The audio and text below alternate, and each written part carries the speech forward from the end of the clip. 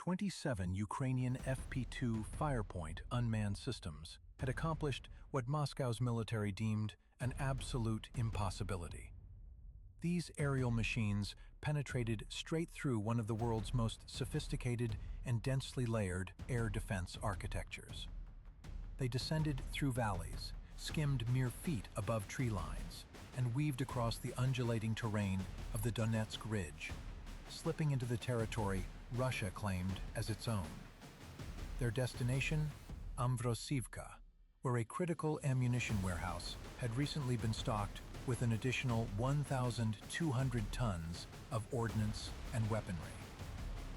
At 5:25 local time, operators manning an S-350 Vityaz battery detected something peculiar dancing across their radar displays. The signals lacked the signature of a conventional attack formation. They didn't register as Ukrainian fighter aircraft. Instead, faint, discontinuous traces flickered and vanished within the ground clutter, almost like ghosts. Yet, to a duty officer with 3 years of experience engaging Ukrainian drones, this was no equipment malfunction. Something was probing the outer defenses. Within 8 seconds, those ghost-lulled traces coalesced into an unmistakable attack pattern. The S-350 Vityaz's 50N6A phased array radar represents one of Russia's most advanced detection systems, theoretically capable of tracking 40 targets simultaneously across a 250-mile radius. What appeared on screen that morning, however, defied expectations. These FP-2 firepoints scattered radar energy at levels 200 times weaker than targets this system was engineered to intercept. On the 50K6A combat console, 27 signal echoes emerged and dissolved repeatedly. The battery commander moved closer, studying those phosphorescent traces. Their movement pattern, steady, deliberate, low altitude, marked by that characteristic rhythmic vibration of piston engines, revealed everything. Ukrainian drones were entering the S-350's critical dead zone, just 20 miles away, ideal firing range for the 9M96E missile. The commander's finger found the launch button. 2 missiles erupted skyward on columns of white flame, accelerating to Mach 4, bending toward those elusive signals skimming the hillsides. But at 210 feet altitude, physics betrayed the system. Each radar pulse not only struck the UAVs, it bounced off hillsides, ricocheted from metal rooftops, broadcast antenna arrays, and the landscape itself. Real targets and reflected shadows overlapped like tangled spider silk across the display. The missiles faced a labyrinth where both guidance solutions looked identical. Each had precisely 300 milliseconds to decide. Both chose wrong. They detonated harmlessly in thin air, 2 massive orange rings blooming against the low sky. The formation remained intact. The FP-2s executed a coordinated maneuver. They killed their engines for 6 seconds, descended further into the terrain interference, and ghosted through the clutter as if vanishing from electromagnetic sight entirely. And honestly, this kind of tactical audacity deserves serious recognition. Inside the control room, shock rippled across the S-350 crew's faces. 2 interception points had simply vanished. Then 2 new signals exploded upward. 2 lead UAVs suddenly climbed to 2,100 feet with engines screaming, exposing their complete profiles as if attacking a high-value target. They transformed themselves into the brightest targets overhead. The Russian operators reacquired lock instantly. 2 fresh 9M96E missiles launched. This time, the battery had learned. Proximity detonators activated at 15 feet. 2 fireballs erupted almost simultaneously. The two decoy drones vanished from the radar scope. But that was exactly Ukraine's intention. While the S-350 redirected all attention toward those sacrificial aircraft, the remaining 25 drones restarted their engines, descended to 250 feet, and scattered across a 12-mile front, each signal trace dissolving back into ground clutter. They had punched through the first interception layer. Exactly 1 hour remained before they'd face what the Russians had positioned further ahead. At 6:20 6 hours local time, 25 surviving UAVs entered what intelligence termed the Fortress Belt. They maintained 500 to 650 yard spacing, flew at 220 feet, and held 100 miles per hour steady. This terrain, rolling hills, abandoned mining operations, metal structures, scattered settlements, created hundreds of false reflections and interference points. This industrial wasteland was precisely why Russia had concealed Borysoglebsk II jamming stations within the zone's crumbling infrastructure. The first warning appeared subtle. The lead drone's navigation receiver still locked 12 GPS GLONASS satellites with a stable signal. The flight path remained correct, but crossing into Borysoglebsk II's coverage area changed everything instantly. Communications vanished. Navigation signals, all of them, were obliterated by enormously powerful electronic pulses. 12 satellites became 10. 10 became 5. 5 seconds later, 0. Not a gradual fade, a sudden, absolute blackout. The electronic sky had been erased. Borysoglebsk II was engineered to attack UAV dependencies, communication, guidance, navigation itself.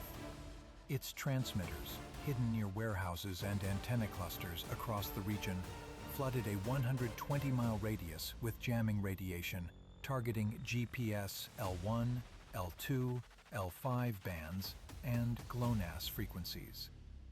GPS signals arriving from 10,000 miles above Earth already arrived whisper-weak at receivers.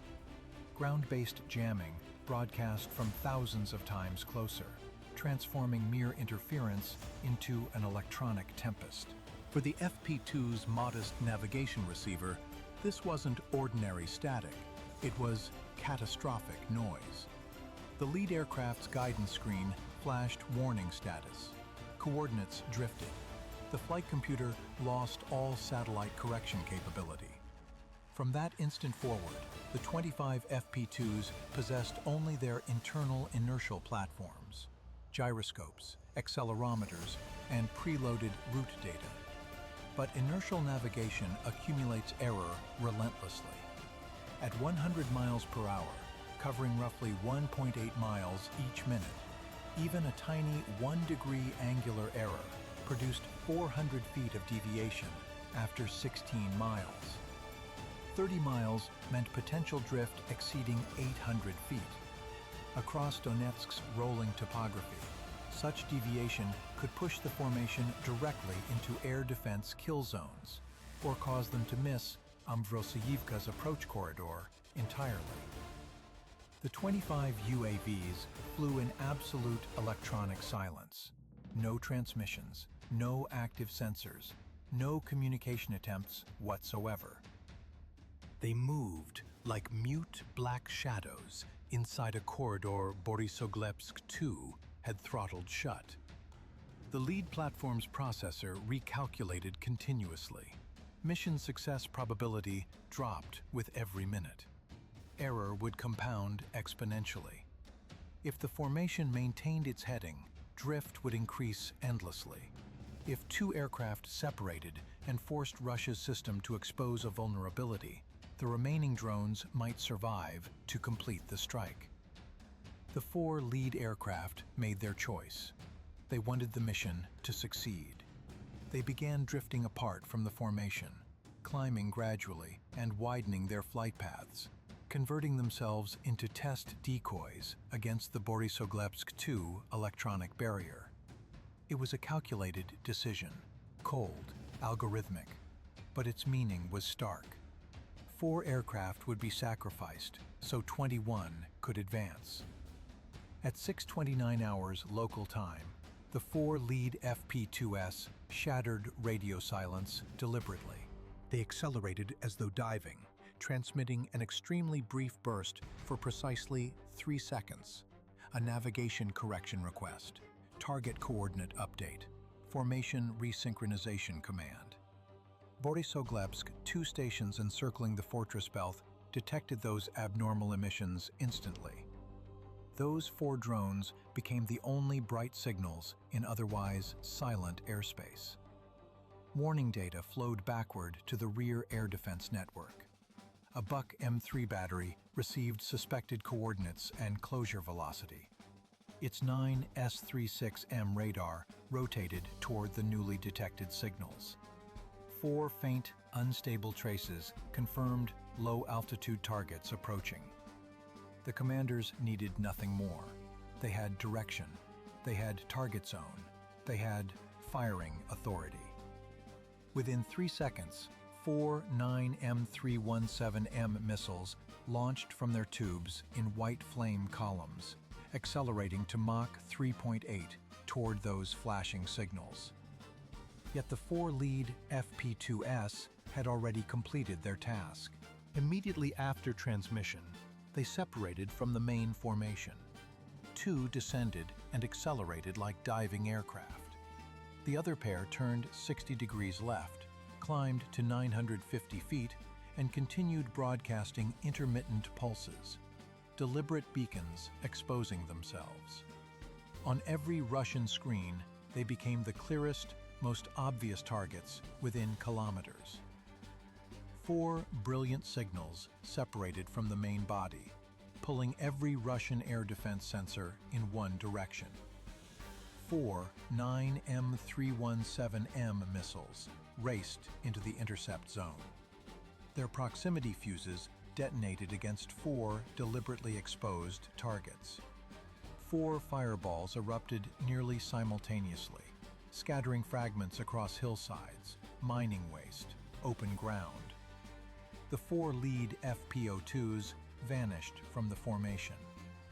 But during those critical seconds, the remaining 17 had received absolutely everything they needed: corrected coordinates, restored inertial calibration, resynchronized formation integrity. More critically, Russian air defense attention had shifted away from the actual flight corridor.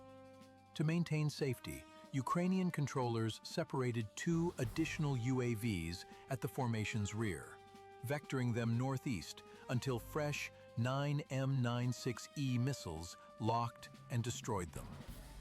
2 more fireballs illuminated the low sky. 2 additional FP-02s removed from the formation. Beyond Borysoglebsk 2, the remaining drones believed they could glide through electronic darkness. They didn't realize 16 miles ahead, another system had been monitoring them for 7 minutes already. Penicillin 1B75, an acoustic, seismic, and infrared reconnaissance platform, was designed for detecting artillery, rockets, and firing sources through explosions, ground vibrations, thermal signatures. But around Mariupol, Penicillin was hunting something different. Small, low-flying targets radar couldn't lock reliably. At 6:33 hours local time, 15 FP-2s entered the Mariupol area like specters. They descended to merely 100 feet, throttled back to conserve fuel, maintained steady 100 miles per hour velocity. They'd already penetrated Russia's meticulously constructed air defense network across the fiercely contested Donetsk region. What happened next was shocking. A 57E6E missile suddenly erupted from a concealed Pantsir S-1 position beyond the industrial perimeter. A fire streak climbed from Earth and raced straight toward the formation. Within seconds, the drones confronted a terrifying realization. Somehow, Russia still knew exactly where they were. Penicillin had heard them minutes earlier, and transmitted that intelligence back to Russian Air Defense Command. Penicillin 1B75 represented a fundamentally different detection paradigm. It listened to ground, air, thermal signatures. Seismic sensors captured microscopic vibrations from engine noise traveling through earth and metal structures. Acoustic arrays detected the steady hum of piston power plants. Infrared cameras tracked faint heat trails from internal combustion engines burning fuel inside cylinders. 15 FP2s flew low through Mariupol's industrial sprawl.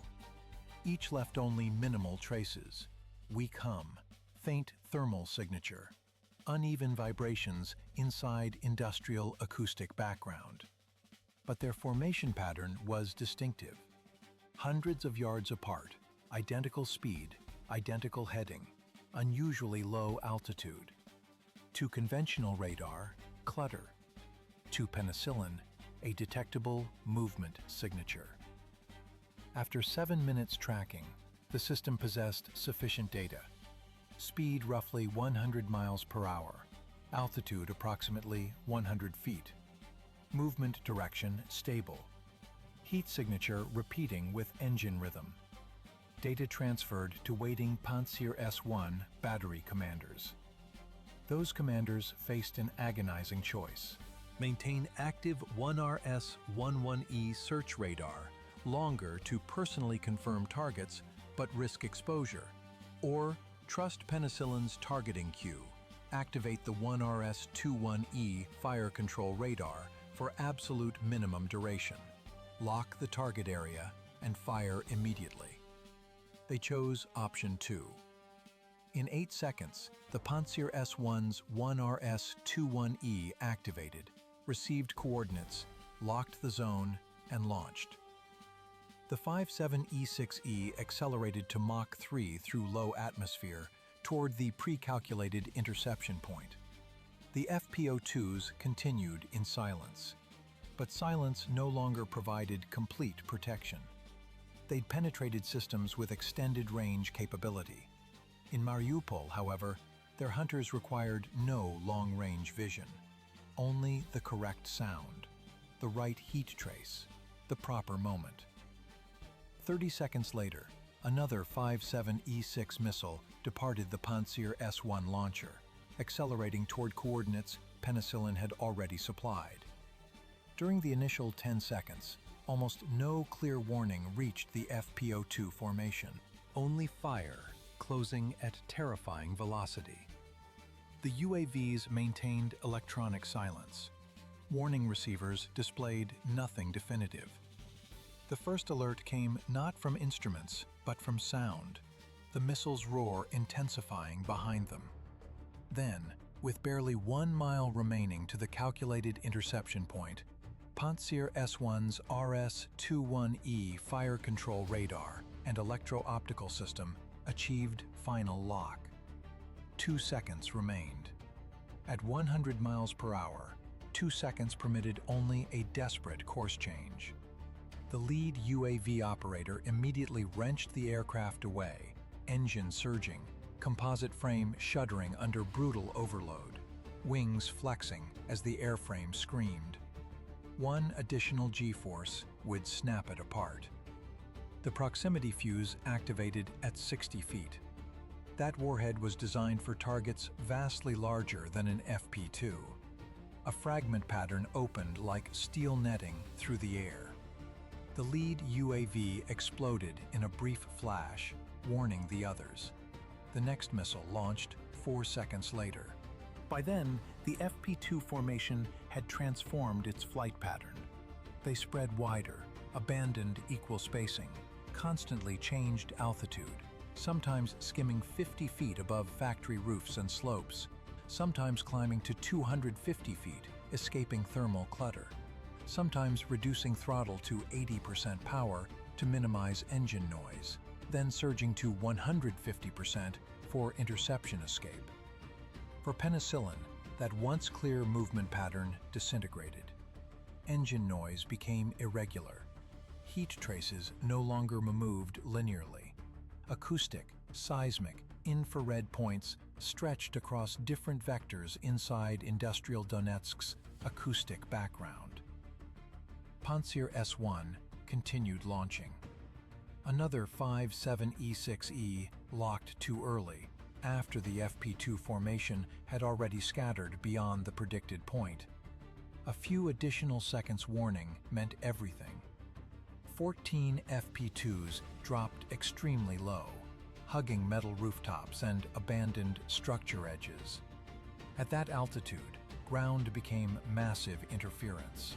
Real targets, thermal shadows, metal reflections, terrain background blended together.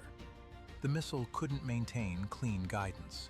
It detonated above the formation, scattering fragments into empty space rather than striking drone bodies. One FP2, however, fell behind during chaotic throttle adjustments. It needed 5 seconds recovery. A 5-7E6E caught up from behind. The explosion flashed low against the Donetsk sky. One more FP2 vanished from the formation. With merely 12 miles remaining, 13 surviving FP2s needed under 6 minutes, reaching Ambrosiivka. Warning transmitted immediately to the depot's defensive perimeter. 13 targets racing from the northwest, below 150 feet at 100 miles per hour. The Russian commander understood missiles could no longer react quickly enough. Pantsir S-1 had destroyed 2 aircraft. The Ukrainian formation kept advancing. If they waited for another radar lock, the UAVs would already be closing on target. He immediately ordered deployment of 15 kamikaze FPVs, each carrying one mission: intercept the FP2s through ramming. These FPVs featured auxiliary wings for enhanced lift, 130 miles per hour maximum speed. A wing strike, fuselage impact, or propeller assembly collision would suffice to eliminate a drone. The first 3 FPVs cut across the formation's flank. One struck an FP2's left wing. Another hit the rear propeller assembly. Within 40 seconds, 2 FP2s separated from formation and fell into the industrial zone below. But Ukrainian controllers immediately recognized the pattern. Suicide FPVs excel at close-range engagement, but suffered battery limitations, control range constraints, operational radius restrictions. If the formation maintained straight flight, they'd enter optimal FPV interception geometry. If they redirected trajectory and forced Russian FPVs to chase beyond effective range, advantage would reverse. The FP2S immediately expanded formation into a wide arc along the industrial zone's perimeter. On Russian screens, it appeared chaotic, evasion. Actually, it was a calculated trap, burning out the hunter's battery reserves. 9 suicide FPVs were drawn beyond effective control zones. Their batteries dropped rapidly. Signals weakened between metal rooftops, warehouses, uneven terrain. One by one, they lost altitude. One crashed into open ground. One impacted a warehouse roof. Others missed as FP2s changed direction at the final moment. The formation's final rear aircraft fell behind during the wide turn and needed seconds regaining speed. One FPV with sufficient remaining battery flew straight into its tail section. The collision sent that FP2 out of control. It crashed beyond the industrial zone's edge. The 5 remaining FPVs were forced to return to base. Russia had destroyed one additional target, but its FPV interception ring had been essentially exhausted. Now, only 10 FP2s remained. That's when Russia deployed its final defensive measure: the 2 S-38 Derivatsiya PVO, protecting Ambrosiivka's ammunition depot. Built on a BMP-3 chassis, this system mounted a 57mm 2A90 automatic cannon, capable of firing 120 rounds per minute. It didn't require chasing UAVs. It only needed constructing a fragment barrier before their flight path. When FP2s were 6 miles from target, the 2S-38 turret rotated. The 57mm cannon opened fire.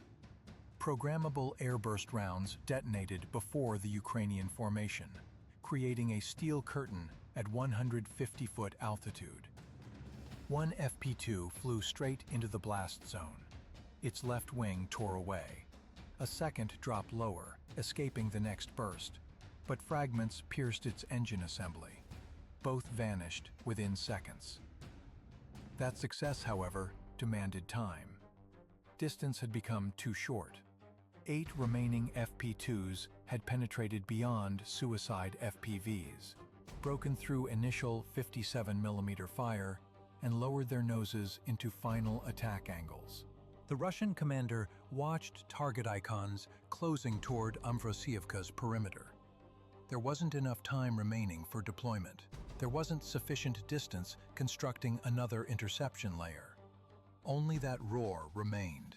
Internal combustion engines growling at ground level. 8 black shadows diving toward the ammunition depot Moscow had just reinforced with 1,200 tons of ordnance. The only possible action. "Summon the fire brigade immediately," he shouted into the radio.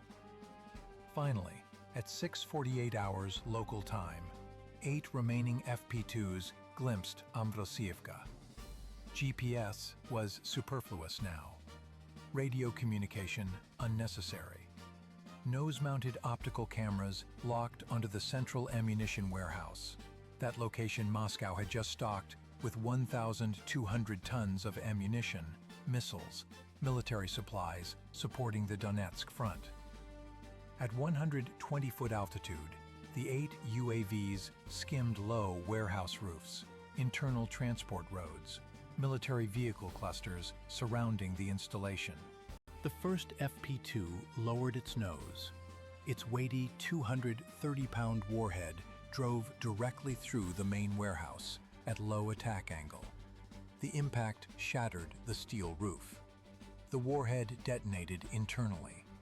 21 gigapascal blast pressure surged through ammunition crate rows, hurling steel doors, sheet metal roofing, concrete wall sections outward.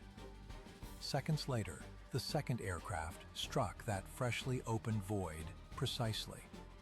This explosion didn't merely destroy warehouse structure, it reached the ammunition stockpile itself. The chain reaction ignited. Artillery shells, missiles, military supplies detonated sequentially. Fireballs erupted from depot interior, blasting skyward. A 24-pound per square inch shockwave swept through auxiliary logistics zones, shattering windows, obliterating warehouse roofs, launching military transport vehicles. This was no single strike. This was cascading destruction. I have to say, the precision and coordination here is absolutely stunning. The third FP2 dived into the loading area, where Russian soldiers guarded and repositioned ammunition. The explosion consumed that zone in fire, destroying military trucks, auxiliary fuel containers, supply crates destined for frontline distribution. The fourth aircraft struck auxiliary warehouse rows beside the main structure. Internal warheads detonated in rapid succession, creating extended explosive sequences. Black smoke climbed into a massive column, visible from many kilometers distant. Then, the largest detonation occurred. One FP2 punched into the ammunition depot's center, where ordnance was packed most densely. Its warhead detonated, triggering secondary explosions cascading outward. Within 7 seconds, the entire warehouse complex was torn open internally. Fire, smoke, metal fragments shot across the installation's yard. Transport vehicles, lifting equipment, surrounding logistics infrastructure burned or suffered heavy damage. The final 3 FP2s struck remaining logistics area points. One hit the vehicle zone. One struck auxiliary supply warehouse. The final drone selected the most intact main warehouse section, then plunged into the firestorm. This strike collapsed another warehouse structure section, but the most dangerous element wasn't the initial impact, it was what followed.